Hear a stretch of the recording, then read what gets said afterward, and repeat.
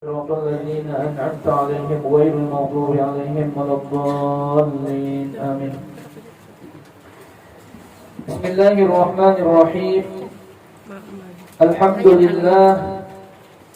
لله الذي بين لنا طريق العبادة، والصلاة والسلام على خير البرية سيدنا ونبينا محمد صلى الله عليه وسلم ذي الشفاعة، وعلى آله وأصحابه ومن تبع هداه ووالاه إلى يوم القيامة.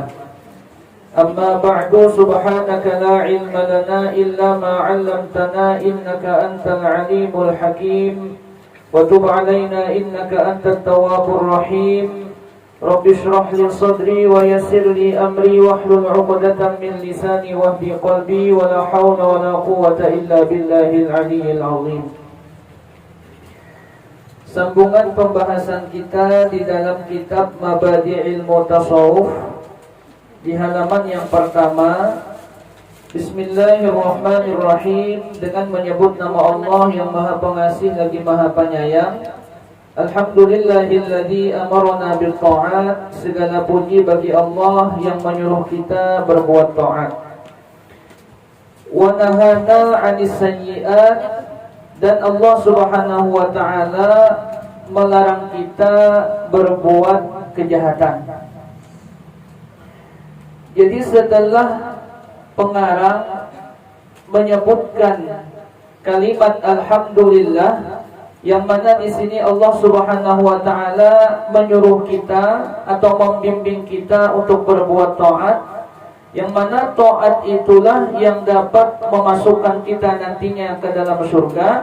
Maka di sini juga disebutkan wa nahana 'anis sayyi'at, dan Allah Subhanahu wa ta'ala melarang kita berbuat kejahatan, karena kejahatan ini dapat mendatangkan dosa, dan dosa itulah yang dapat memasukkan kita ke dalam neraka. Na'udzubillahi min dzalik. Jadi taat itu menyebabkan pahala itu dapat menyebabkan masuk ke surga, sedangkan kejahatan itu berakibat dosa, dan dosa itulah yang dapat memasukkan kita ke dalam api neraka. Maka di sini pengarang menggunakan kalimat as-sayyi'at. Sayyi'at itu kalau kita buka dalam Al-Quran, itu dalam surah Al-A'raf ayat 169, Allah Subhanahu wa ta'ala berfirman, وَالَّذِينَ عَمِلُوا السَّيِّئَاتِ ثُمَّ تَابُوا مِنْ بَعْدِهَا وَآمَنُوا إِنَّ رَبَّكَ مِنْ بَعْدِهَا لَغَفُورٌ رَحِيمٌ. Walladzina 'amilus sayyi'at, dan orang-orang yang mengerjakan dosa, mengerjakan kejahatan, mengerjakan maksiat. Jadi sayyi'at di sini maknanya adalah kejahatan, bisa dimaknai dosa, bisa dimaknai maksiat. Tsumma tabu min ba'diha, kemudian bertaubat limbah menggawi tadi. Wa amanu, dan beriman dengan Allah. Inna rabbaka min ba'diha laghafurur rahim, sesungguhnya Tuhan engkau setelah dia bertaubat kepada Allah dan menyesali perbuatannya, maka Allah Subhanahu wa ta'ala laghafurur rahim, Maha Pengampun lagi Maha Penyayang. Ada lagi kalimat lain selain as-sayyi'at, kalimatnya zambun. Kalau pian kena membaca Quran, terdapat kalimat zambun atau dzunubun. Nah, itu maknanya sama, maknanya dosa juga. Zambun, dzunubun sama. Kalau kita buka di Al-Quran, itu kalimat zambun ini sebanyak 36 kali ada di Al-Quran. Di antaranya di dalam surah Ali Imran ayat 138. Kita pakai mikrofon nomor kali ini Jepang lah. Tes, dengerin sedikit. Jadi kalimat zambun itu sama maknanya dosa juga. Kalau sayyi'at tadi maknanya dosa, kalau zambun maknanya dosa juga. Yang mana dosa tadi dapat menyebabkan kita masuk ke dalam neraka. Kalimat dzambun ini dalam Al-Quran sebanyak 36 kali. Di antaranya di dalam surah Ali Imran ayat 135 Allah Subhanahu wa taala berfirman, وَالَّذِينَ إِذَا فَعَلُوا فَاحِشَةً أَوْ ظَلَمُوا أَنفُسَهُمْ ذَكَرُوا اللَّهَ فَاسْتَغْفَرُوا لِذُنُوبِهِمْ وَمَن يَغْفِرُ الذُّنُوبَ إِلَّا اللَّهُ. Nah, di sini ada kalimat fastaghfaru lidzunubihim. Maka mereka meminta ampun bagi dosa-dosa mereka. Jadi dzunubihim atau dzunubun itu kalimatnya sebanyak 36 kali disebutkan dalam Al-Qur'an. Ada lagi nama lain daripada dosa yaitu khoti'ah. Kalau karena pian membaca Quran ada kalimat khoti'ah. Nah, itu maknanya dosa juga. Di antaranya di dalam surah Al-Alaq. Kira-kira pian hafal berataan nasiyatin kadibatin khoti'ah. Nasiyatin itu maknanya ubun-ubun, kadibatin yang selalu mendustakan Allah, khoti'ah yang selalu berpikir berbuat dosa. Nah, jadi khoti'ah itu maknanya juga dosa. Ada lagi kalimat dalam Al-Quran maknanya dosa yaitu ismun.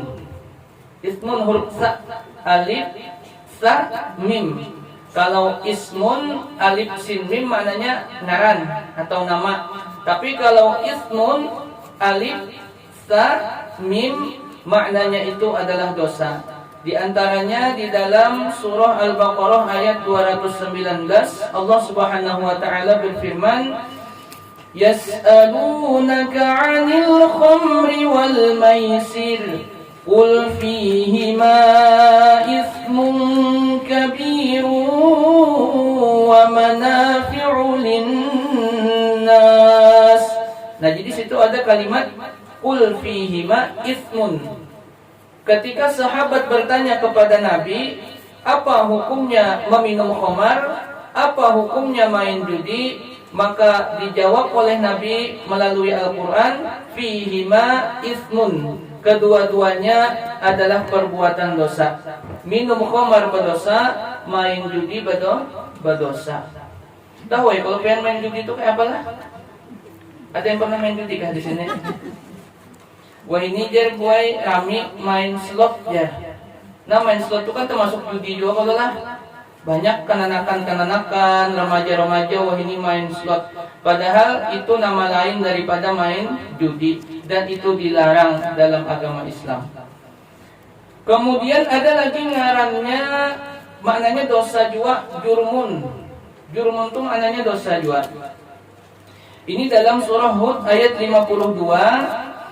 وَيَا قَوْمِ اسْتَغْفِرُوا رَبَّكُمْ ثُمَّ تُوبُوا إِلَيْهِ يُرْسِلِ السَّمَاءَ عَلَيْكُمْ مِدْرَارًا وَيَزِدْكُمْ قُوَّةً إِلَى قُوَّتِكُمْ وَلَا تَتَوَلَّوْا مُجْرِمِينَ. Nah, di sini ada kalimat mujrimin. Asal kalimatnya itu jurmun, dosa. Janganlah kalian kembali berbuat dosa. Wala tatawallau mujrimin, janganlah kalian kembali berbuat dosa. Jadi banyak sekalinya ngaran-ngaran dosa ini. Mulai dari tadi disebutkan dalam kitab ini as-sayyi'at maknanya dosa, ada lagi namanya dzambun, ada khoti'ah, ada ismun, ada jurmun, ada maksiat. Maksiat ya juga. Maksiat itu disebutkan dalam Al-Quran surah Al-Mujadalah ayat 9. Ya ayyuhalladzina amanu idza tanajaitum fala tatanajaw bil itsmi wal 'udwani wal ma'siyatir rasul wa ma'siyatir rasul. Nah, jadi maksiat itu juga termasuk dosa. Makna lain daripada maksiat adalah dosa. Jadi banyak sekalinya kalimat-kalimat dalam Al-Quran yang maknanya itu dosa. Makanya hati-hati benar, karena pian kalau ada nang hanyar bisi anak, hanyar bisi cucu, hendak mengarani anak mengambil di Al-Quran jar. Hati-hati kum tetamu nang ngarang-ngarang ini nah. Anak ulun guru yang ngarannya bagus di Al-Quran mengambil jarimah jar. Sekalinya maknanya dosa ya kalau di Al-Quran tuh jahanam gitu ada. Nah, bahaya kita kalau anak mencari ngaran anak kada melihat makna sebujurannya dalam Al-Quran tadi.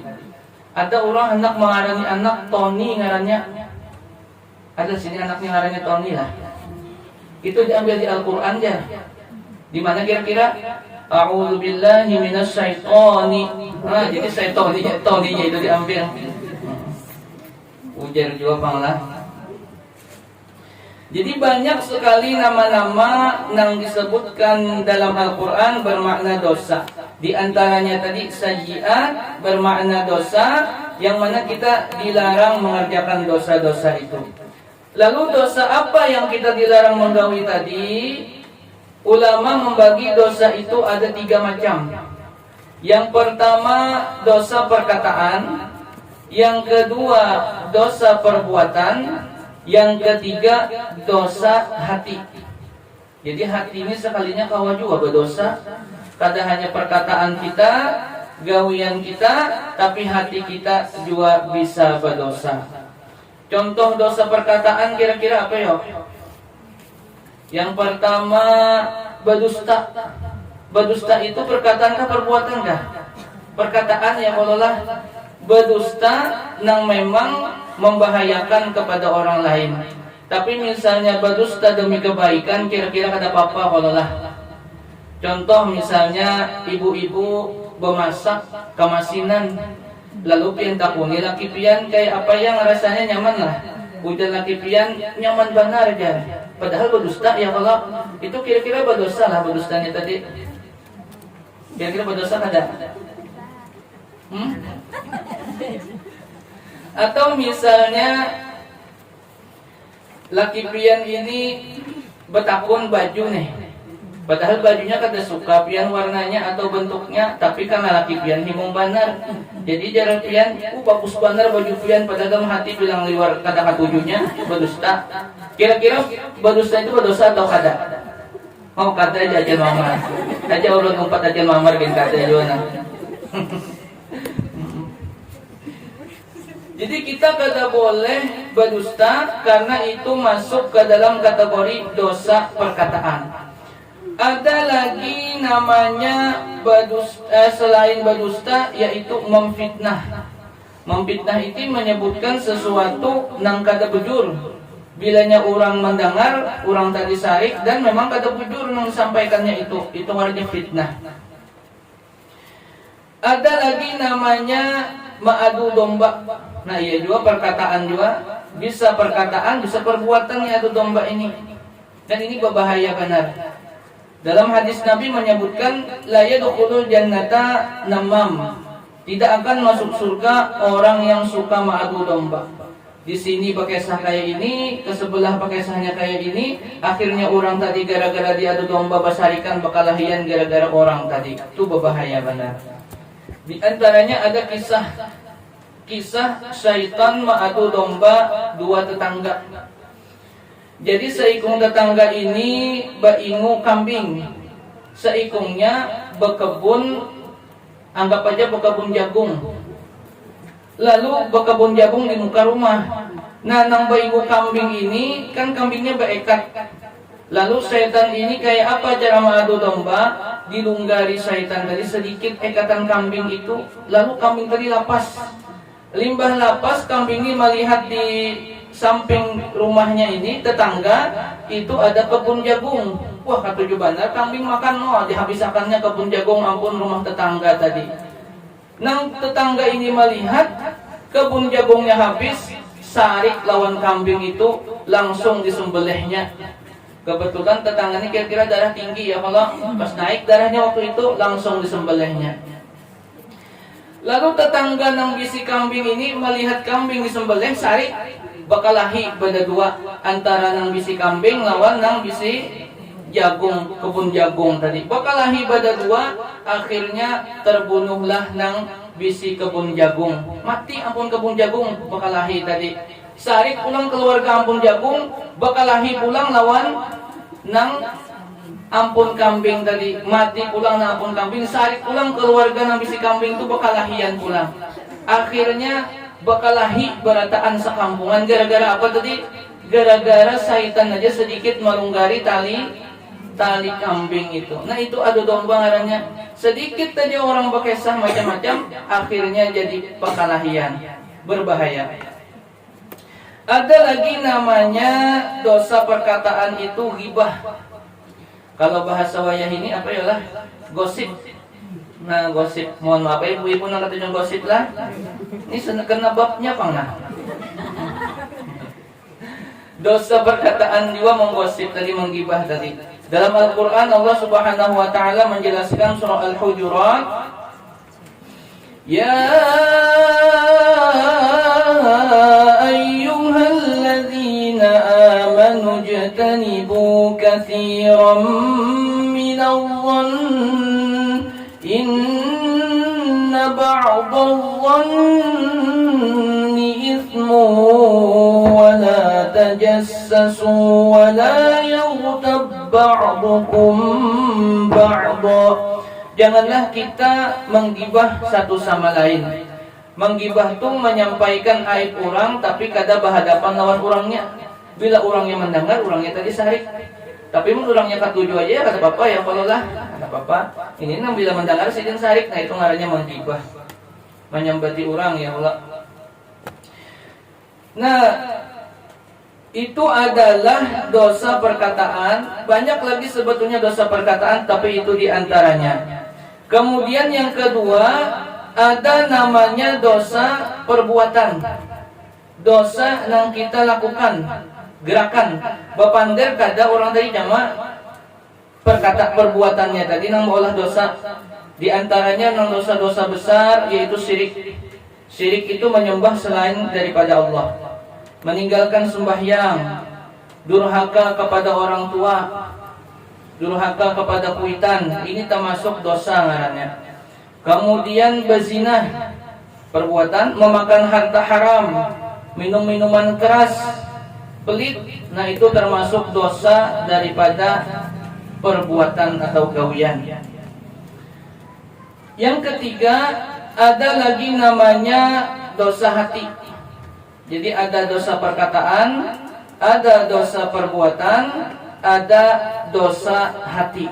Jadi hati ini sekalinya kau apa dosa? Apa diantaranya? Yang pertama riya. Riya itu beribadah minta dilihat orang. Bila orang melihat cangkal, bila orang kada melihat koler. Nah maka ini hatinya tadi berdosa juga, riya ngarannya. Ada lagi namanya ujub. Ujub ini merasa saraba bisa, merasa harap pada orang lain. Pokoknya apa aja asal seorang pak ianya. Nah itu ujub, penyakit hati juga, dan itu bisa berdosa. Yang selanjutnya sum'ah. Sum'ah ini bilanya ada yang mendengar, inya rajin. Bilanya kada ada yang mendengarkan, inya koler. Nah itu sum'ah. Kurang lebih riya tadi juga. Kalau riya itu orang melihat, kalau ini orang yang mendengar. Tapi ini kita kada kawa menyangka orang lah uinya riya aja, uinya ujub, uinya sum'ah. Karena hati orang ini masing-masing ya Allah. Nah hati orang masing-masing, kita aja menjaga kita masing-masing. Kemudian hasad. Hasad ini hiri dengki tapi nang merusak orang lain. Bahaya juga nih. Amun hiri benar aja kan kada apa-apa. Misalnya orang bagus pada kita, atau kondisi ekonominya bagus daripada kita, jabatannya lebih tinggi daripada kita, nah itu bagus saja apabila kita berhiri tapi hendak menuruti. Yang bahaya itu hiri dan dengki. Dengki ini kayak apa cara merusak orang lain tadi. Sederhananya, melihat orang lain susah, melihat orang senang kita merasa susah, melihat orang susah kita merasa senang. Nah, itu penyakit hati, hasad atau hiri dengki. Melihat tetangga hanya nukar kendaraan, sakitnya hati. langsung naik darah tensi, kolesterol naik misalnya. Melihat tetangga nyaman ya kalau harus orang yang susah. Isuk hari sekali tetangga kawa pulang nukar mobil, wah maginnya stroke. Stroke melihat tetangga nukar mobil. Sekalinya kesempet lawas tetangga bola rumahannya pulang, nah mati takajud kami sedin. Kenapa? Karena dalam hati ada penyakit iri dan dengki tadi, berbahayanya. Ada lagi penyakit hati namanya takabur. Takabur ini sombong. Sombong ini merendahkan orang lain. Nah itu bahaya juga.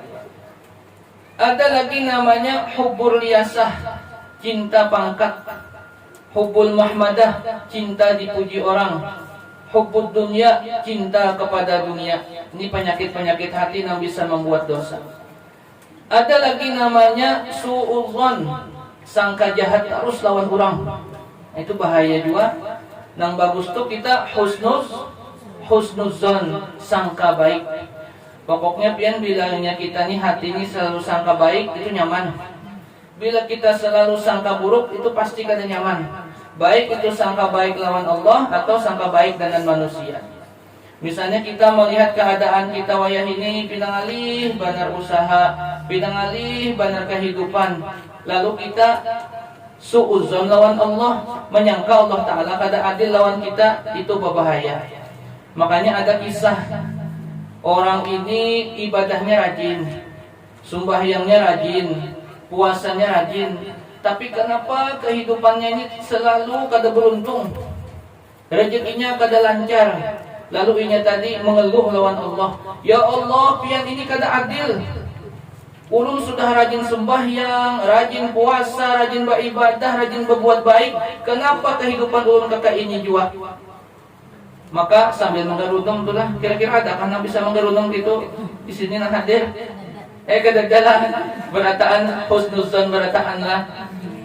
Jadi jalan-jalan menggerunung tadi akhirnya keuyuhan menggerunung. Kalawasannya itu seuyuh juga menggerunung terus ya Allah. Limbah keuyuhan tadi berabah di bawah pohon beringin, taburing berabah sambil dia lagi menggerunung itulah dasar Allah Ta'ala kada adil ini. Dilihat ke atas, no dasar kada adil Tuhan. Pohon beringin, pohon liwar ganal, buahnya halus benar. Dilihat di pulang sebelah ada pohon semangka. Majer semangka ini buahnya ganal, batangnya halus, dasar kada adil Tuhan. Aturannya amun batangnya ganal, buahnya harus ganal. Kalau misalnya batangnya halus, buahnya halus. Ada ini Tuhan dasar kada adil, batang ganal, buah halus. Ada semangka, buah ganal, batang pulang halus. Kada sempat lawas sekalinya gugurlah nang buah nang beringin tadi ke hidung orang tadi. Lalu langsung inya beristighfar, astagfirullahaladzim. Seandainya nang gugur ini semangka ya Allah, biar kada pecah kepala dapatnya semangka. Nah itu artinya kita harus husnuzon dengan Allah. Nya belum wayahnya biar serikata kau dikara-karasi ya Allah. Kayak kita hendak behera juga toh. Biar kada hendak behera tapi biar karasi behera kayak apa? Jubur nang keluar. Nah kayak itu juga lawan hidup ini, rezeki ini. Ujar Tuhan belum sampai waktunya lagi. Kata kau dikakarasi ya kalau kita bersabar. Kena ada jauh hendak behera-hera akan di situ. Artinya ada aja kena waktunya, maka insya Allah sesuai harapan kita tadi. Yang penting kita husnuzon dengan Allah. Husnuzon juga dengan manusia. Sesama manusia kita harus saling sangka-sangka baik. Ada pulang kisah karena sering sangka baik lalu tadi nyaman. Ada laki-laki pernah si din ini kada pa ibadah. Jadi kada pa ibadah, kada paham agama, tapi kebetulan di kampung itu dasar berataan katapi ada nang pa ibadahnya, katapi ada nang paham agamanya. Lalu suatu saat laki-laki ini disuruh orang mahutbah Jumat. Mahutbah Jumat pian berarti ya kalau lah kada paham rukun syaratnya suruh mahutbah Jumat. Karena kada ada lagi yang lain mau kada mau sidin maju. Nah berdiri sidin khutbah tadi. Kada bisa juga bacaannya tadi. Lalu akhirnya si ini tetangis ngatan mahutbah nih kada ko pandai napa-napa. Tapi jamaah di masjid ini berataan husnuzon, sangka baik lawan sidin. Kira-kira ujar guru ini pelihat sidin apakah kita beratan warik kah berarti. Lalu sidin menangis terlihat warik kesannya nih. Padahal sidin kata bisa membaca khutbah nang ianya. Akhirnya kada sawat baca-baca juga melihat sidin ada lalongkang di higa, beluncat ke higa situ muka. Lalu jamaahnya abut berataan, khotibnya beluncat. Abut sa masjidan, akhirnya runtuh masjid. Nah, lalu husnuzan pulang orang jamaah tadi, sekalinya guru ni wali kisahnya. Tahu sidin pajangan masjid akan runtuh. Husnuzan terus bagus dirinya ya Allah. Coba jaga seuzon. Berbahaya ya kalau lah.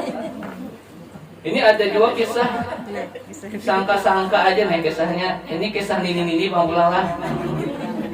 Jadi nini ini kebetulan umpat bajiarahan kan ketujuanan nini umpat jiarah aja 4 bebis nih 4 bebis. Jadi nini kebetulan kira-kira tamakan jaring ke anak tulak itu lalu liwar anak pekantutnya gitu nah. Tapi kan di bis kan sesupan ya kalau mengeluarkan. Lalu lawas-kalawasan kata kaulah menahani menggawila lawan supir di muka pir kaulah pemandak satu mat aku sakit parut ujar ini tadi. Ujar supir itu sangka pian aja nih. Karena sangka baik nah supir ya kalau sangka baik supir. 2 jam kemudian menggawil lagi nih pir tolong mandak satu mat barang nah. Aku sakit parut benar sudah. Itu prasangka pian aja nih ya ujar supir. Masuk ini kata paham lalu ujar ini. Nah ketiga menggawil pulang si ini lawan supir tadi pir ketahan lagi aku nah. Dasar sakit parut pinanya aku nih. Ujar supir itu perasaan pian aja nih. 3 kali sudah ya kalau kada sampat nawas keciuman nambah bau. Nah ujar supir siapa nambah kantut nih. Jadi takunya Nini tadi, Nini pian bakantut kan nih, itu perasaan di kamar jabila itu. Perasaan tak harus dibalas Nini, perasaan jiwa kan bahaya. Ini pulang supir terbakalah pulang. Tadi Nini ya kalau bergantian lawan supir pulang. Supir ini kebetulan sebelum berangkat membawa jiarahan ini makan jaring juga. Lalu pengantutan juga. Jaring itu memang nyaman dimakan, memang bila keluar kata nyaman ya kalau baunya. Coba kan kata percaya. Jadi supir ini tujuh mana bekantut, hendak mana bekantut, ditahani sidin terus. Kayak apa caranya supaya jamaah ini kada mendengar sidin bekantut? Ternyata ada sidin solusi. Bunyikan klakson. Nah, makanya karena bila jiarahan pina supir tuh ngancak banang bunyi klakson berarti pengantutan tuh lah. Bilanya bakantut sih put prit juga klaksonnya menyesuaikan bunyi kantut. Bila kantutnya terpanjang put maka klaksonnya tret juga. Ngaran jamaah ini banyak nini tadilah ada nang bapander digawenya supir pir tajua pangikam memuji klakson bila ikam pikir hingga bau tahi. Apa dasar bakantut ya Allah supirnya. Itu kisah Haji Jopang, kisah husnuzon dari husnuzon ini tadi ya kalau.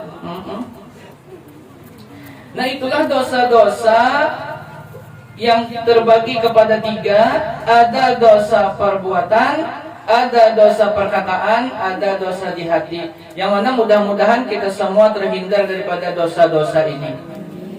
Kenapa dosa-dosa tersebut jadi dilarang? Karena akibatnya kena bisa memasukkan kita ke dalam api neraka. Neraka itu ada berapa? Neraka itu terbagi kepada 8 nama. Makanya hati-hati karena pian kalau hari kiamat kalau hendak masuk ke dalam surga lihat-lihat dulu ngarannya. Kalau pingat termasuk ke 8 ini nah ngarannya salah masuk. Yang pertama nama neraka itu Jahannam. Jahannam ini neraka yang paling berat. Artinya siksaannya paling berat ya Jahannam ngarannya. Yang kedua Sakor. Yang ketiga Hutomah. Yang keempat Jahim. Yang kelima lagha, yang keenam sa'ir, yang ketujuh hawiyah, yang kedelapan wail. Jadi ada 8 ngaran-ngaran neraka. Jahannam itu diperuntukkan gasan orang yang berbuat maksiat tapi kada sampat bertaubat. Nah itu berarti jahannam kena tempatnya. Lagha itu gasan orang yang selalu mendustakan Allah dan kada mau beriman dengan Allah, kada percaya lawan Allah, kada percaya dengan takdir baik dari Allah Subhanahu wa taala. Yang ketiga hutomah, itu gasan orang yang suka mengadu domba. Nah jadi tukang adu domba tadi masuk nama nerakanya hutomah. Ada lagi namanya sa'ir. Sa'ir itu gasan orang ketujuh memakan harta anak yatim secara zalim. Itu kada boleh juga. Yang kelima jahim. Jahim ini gasan orang yang selalu berbuat zalim, menzalimi orang. Yang keenam sakor, gasan orang yang kada sembahyang. Yang ketujuh hawiyah. Hawiyah ini gasan orang yang munafik, bermuka dua. Yang kedelapan wail, itu gasan orang yang mengurangi timbangan dan takaran dalam berdagang. Jadi ini dosa-dosa yang digawinya, lalu nerakanya ada macam-macam ngarannya. Mudah-mudahan kita kada kawa, kada sempat dan kada akan masuk ke neraka yang 8 macam ini. Amin ya rabbal alamin. Lalu bagaimana cara kita terhindar daripada berbagai macam dosa tersebut? Maka satu-satunya cara dengan kita bertaubat kepada Allah Subhanahu wa taala. Cara taubatnya kayak apa? Cara taubatnya ada 3 macam menurut Imam Nawawi. Yang pertama kita membaca istighfar, yang kedua kita menyesali perbuatan, dan yang ketiga jangan mengulangi perbuatan dosa lagi. Membaca istighfarnya misalnya paling sedikit sehari itu 100 kali. Itu paling sedikit karena Nabi dalam sebuah hadis, wallahi inni la astaghfirullah wa atubu ilaihi fil yaum mi'ata marrah. Nabi Muhammad itu beristighfar kepada Allah sehari semalaman itu sebanyak 100 kali. Maka kita sebagai umat Nabi ini yang kada pasti kita dijamin surga, kita punya banyak dosa, maka paling minimal kita sehari mengumpati Nabi beristighfar kepada Allah sebanyak 100 kali. Tapi ulun yakin pernah hadir di sini ahli istighfar barataan. Paling kada 100 kali sehari ya Allah baca istighfar. Bacaannya tadi terserah pian aja, hendak menghandap boleh, nang panjang boleh, nang panjang lagi boleh juga. Kalau nang handap astagfirullah, atau nang tersedang astagfirullahaladzim wa atubu ilaih boleh, atau nang panjang lagi sayyidul istighfar, Allahumma anta rabbi la ilaha illa anta khalaqtani wa ana abduka wa ana ala ahdika wa wa'dika mastata'tu a'udzu bika min syarri ma sana'tu abu'u laka bi ni'matika alayya wa abu'u laka bi dhanbi faghfir li fa innahu la yaghfiru dzunuba illa anta. Nah boleh juga 100 kali pian bacaan itu berjingkar. Coba-coba dulu nang tahandap ya kalau lah asal istiqomah. Kemudian yang kedua tadi kita menyesal perbuatan dosa, dan yang ketiga jangan mengulangi kesalahan yang sama tadi. Maka dengan 3 cara ini insya Allah diterimalah taubat kita dan diampuni semua dosa-dosa kita. Cuma ada dosa orang yang kada diampuni oleh Allah. Allah Ta'ala sebetulnya mengampuni jahanam, cuma orangnya dosa kada hakon. Siapa kira-kira?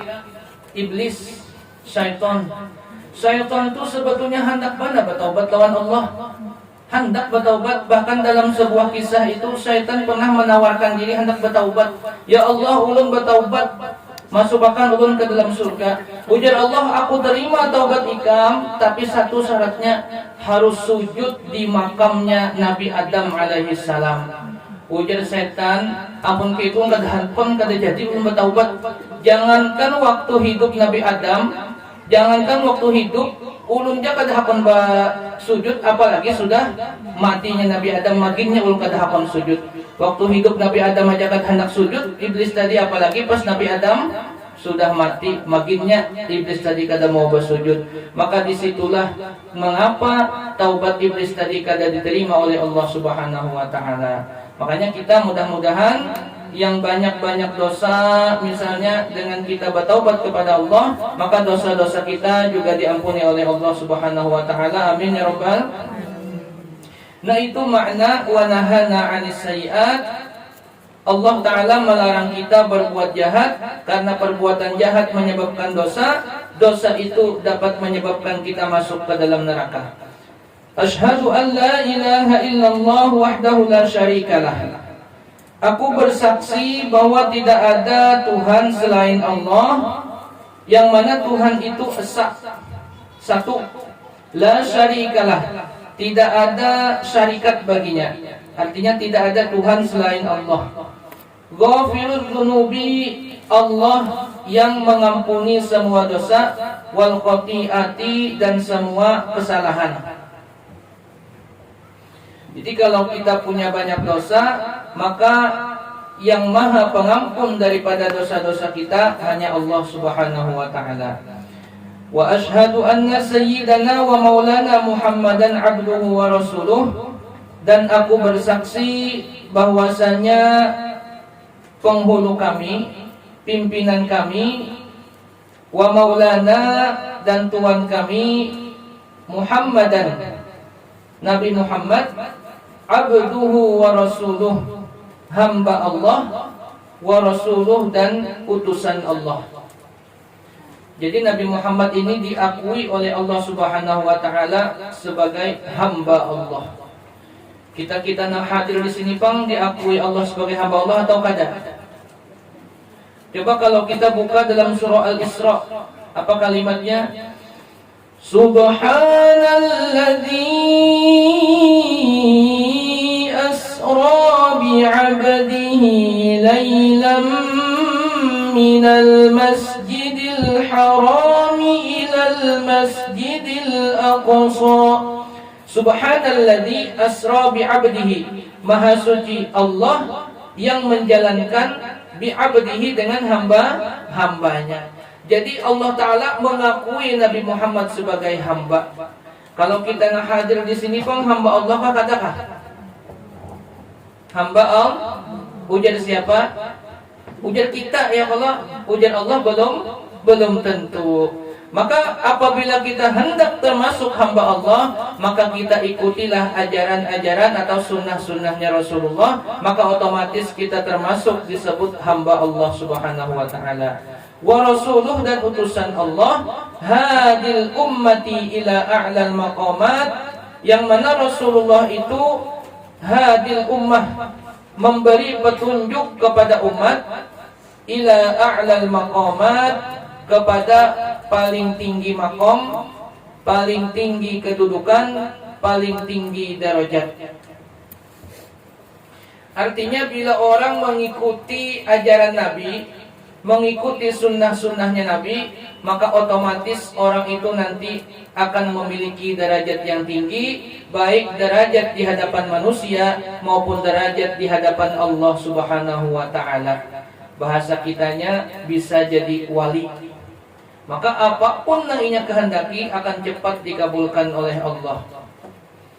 Coba kalau pian pernah misalnya ziarah ke daerah Jawa, ada salah satu nama sunan yang diziarahi itu Sunan Giri. Pernahlah ziarah ke Jawa lah. Mungkin sebagian ada yang pernah lah. Ulun kata pernah pang lagi kalau karena kalau ada rezeki kita berimbayan ya Allah. Ada Sunan Giri, sejarahnya itu beliau di tengah-tengah laut, lalu kapal ini hendak karam, dan di situ banyak juga para pedagang, para nelayan. Ada para pedagang membawa barang dagangan, nelayan ini membawa hasil tangkapan ikan. Akhirnya abut sekapalan. Pian amunnya di laut itu amun karam, kematian ya Allah. Jalan mana lagi kita hendak selamat. Akhirnya minta pendapat dengan Sunan Giri. Ujar sidin, buangi beratan yang ada di kapal. Yang bisi iwak, buangi iwaknya.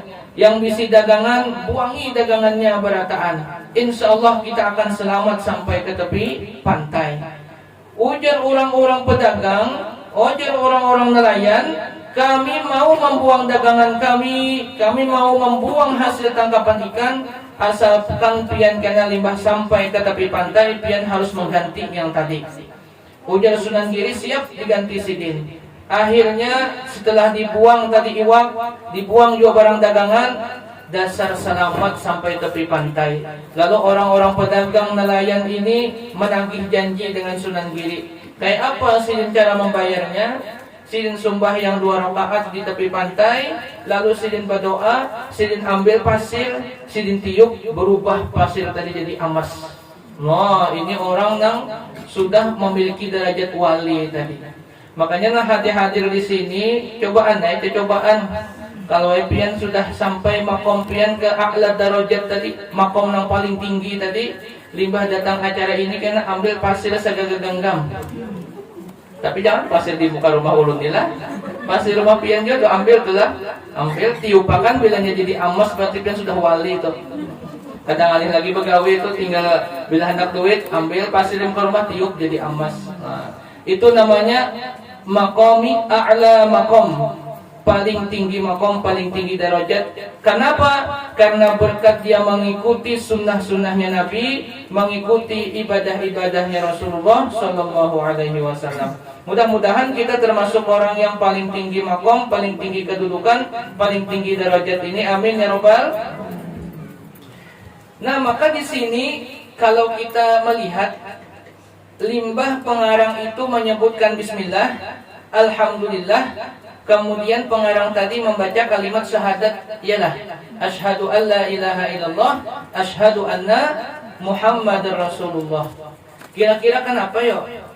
Pasti kalau biasanya ada muqaddimah kitab itu ada syahadatnya. Kenapa jadi ada syahadat? Karena disinilah kunci keberkahan dari Allah Subhanahu wa Ta'ala. Makanya di kitab-kitab itu pasti ada kalimat syahadatnya. Bahkan orang-orang tua kita bahari kalau berdoa itu pasti di ujungnya ada syahadat. Apa biasanya?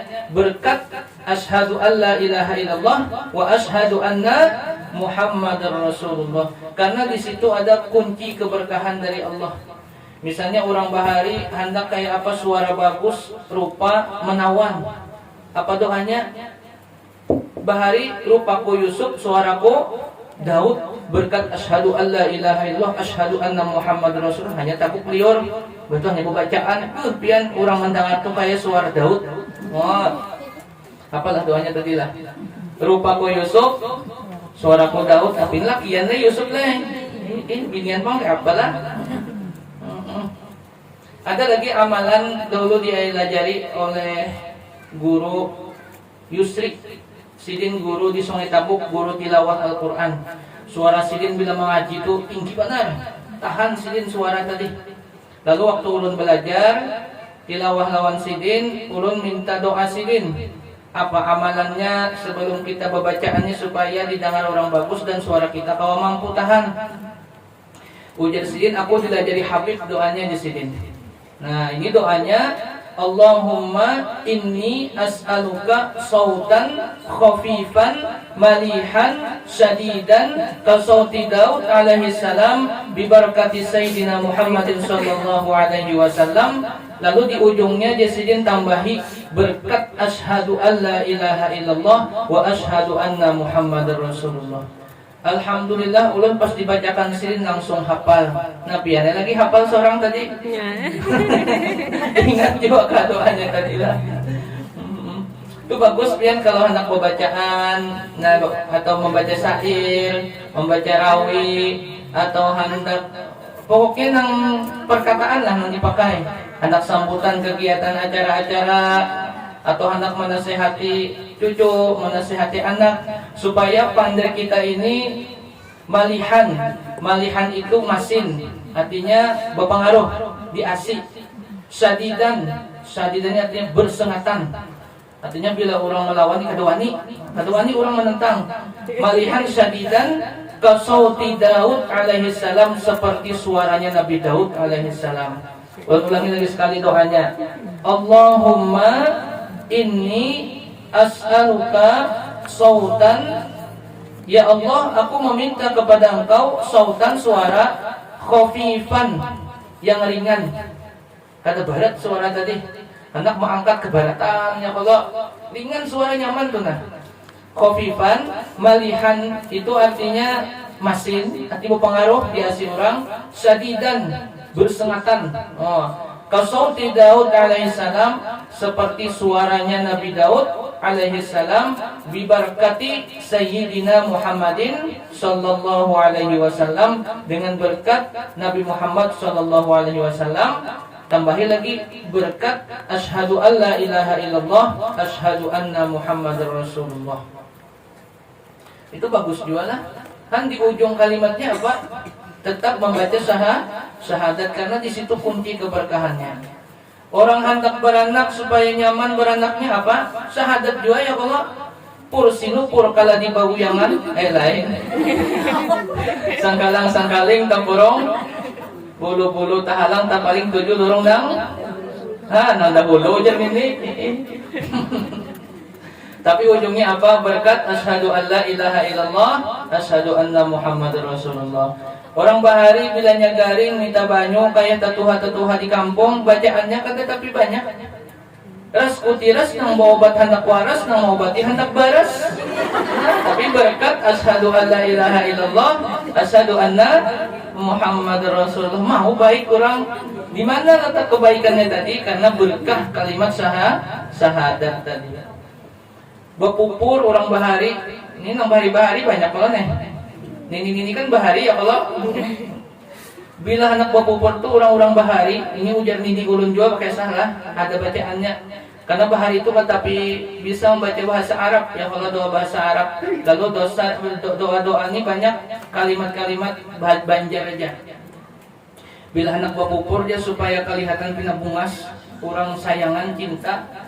Bacaannya pursinu pur kala di baguyangan, sahaja kupupur na melihat karindangan. Kemudian cobai kena lawan laki gitu ya Allah, kupupur asal jangan purba bigi aja, buparak laki kalimpanan ya Allah. Bahari orang ini itu aja doa-doanya, tapi di ujungnya membaca berkat asyhadu alla ilaha illallah, asyhadu anna Muhammadar Rasulullah. Nah makanya dalam kitab ini juga pengarang menyebut dua kalimat syahadat ini supaya apa? Supaya kitab ini menjadi berkah bagi yang mempelajarinya, dan mudah-mudahan kita semua yang hadir di sini berkat mempelajari kitab ini, berkat ada kalimat syahadat dalam kitab ini, hidup kita juga menjadi berkah dari Allah Subhanahu wa taala. Amin ya rabbal alamin. Allahumma sholli wa sallim, ya Allah salawat dan salam, wa barik ala sayyidina Muhammad, dan keberkahan kepada penghulu kami Nabi Muhammad, wa ala alihi wa sahbihi, dan kepada keluarga Nabi dan sahabat Nabi, alladzina jahadu, yang semuanya itu berjuang. Jahadu itu berjuang ini bisa lawan harta, bisa lawan pikiran, lawan tenaga, lawan perkataan, lawan perbuatan. Jadi macam-macam berjuang tadi. Berjuangnya di mana? Fi sabilillah, berjuang membela agama Allah Subhanahu wa taala. Nah, kayak kita hadir pada siang hari ini, ngarannya kita termasuk orang yang berjuang mengembangkan sabilillah, berjuang di jalan Allah, mengembangkan agama Islam, memperjuangkan jalan Allah Subhanahu wa taala.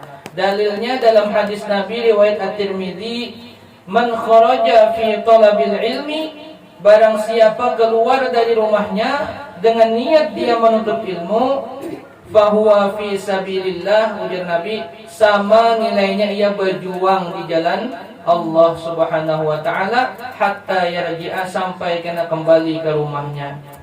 Jadi jangan pian sangka berjuang tadi umpat berperang melawan orang-orang kafir aja, bermatian, bertembakan, berbunuhan. Kada, berjuang itu kita menuntut ilmu, hadir di majelis ilmu, itu termasuk ke dalam golongan orang-orang yang ikut berjuang tadi. Berjuang dengan harta, karena hadir di sini ada tulaknya tadi, Aku jar bila hendak tulak ke pengajian ini harus banyak bisi harta. Nukar baju nah hanyar, berjuang dengan harta juga ya kalau lah. Atau tulak berkendaraan, bensin, berjuang dengan hartanya. Ada lawan tenaganya berjuang. Uyuh sebetulnya sudah pagi tadi ujar datang di majelis ta'lim yang guru Wildan. Tengah hari harau kesini pulang uyuh benar sudah awak. Tapi karena hendak berjuang dengan tenaga, termasuk orang-orang yang berjuang di jalan Allah Ta'ala tadi, maka tulak sidin tadi, maka ngarannya jahadu juga, berjuang juga. Atau berjuang itu dengan ilmunya, berjuang dengan perkataannya, berjuang dengan perbuatannya, yang semuanya itu tujuannya fi sabilillah, dalam li'i'la'i kalimatillah, untuk meninggikan agama Allah Subhanahu wa taala. Apa kelebihannya? Fanalu a'lad darajat, maka mereka semua mendapatkan paling tinggi darajat, paling tinggi makom di sisi Allah Subhanahu wa taala. Nah, di sini kita ketahui bahwa dalam susunan pengarang ini diawali dengan bismillah, kemudian dengan alhamdulillah, kemudian dengan syahadat, diakhiri dengan salawat kepada Rasulullah. Allahumma salli wa sallim wa barik ala sayyidina Muhammad. Maka 4 kalimat inilah yang menjadi kunci keberkahan dalam setiap perbuatan kita, setiap amal kita. Bila kita hendak beribadah, begawi, apapun, jangan sampai tertinggal dalam sehari semalaman kita ini ada 4 yang tadi: membaca bismillah, membaca alhamdulillah, membaca syahadat, membaca salawat kepada Rasulullah sallallahu alaihi wasallam. Yang mana dengan salawat inilah salatan yattasilu biha ruhul musalli alaihi bih. Salawat itulah nanti yang sampai kepada orang yang kita salawati, yaitu Rasulullah yang ada bermakom di Madinah sana.